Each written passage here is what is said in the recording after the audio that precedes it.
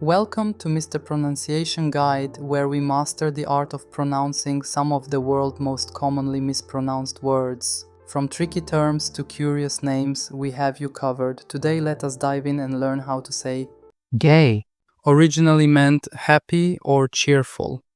In modern usage, it primarily refers to homosexuality, especially men who are attracted to other men. Sometimes it is used more broadly to describe anyone who is homosexual. gay, gay,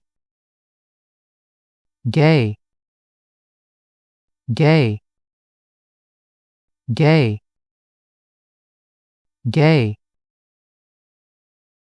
gay, gay. Check out more videos on pronouncing tricky words and names with confidence. Avoid common mispronunciations with tips from this video. If you found it helpful, I would love your support. Thanks for watching and I will see you soon.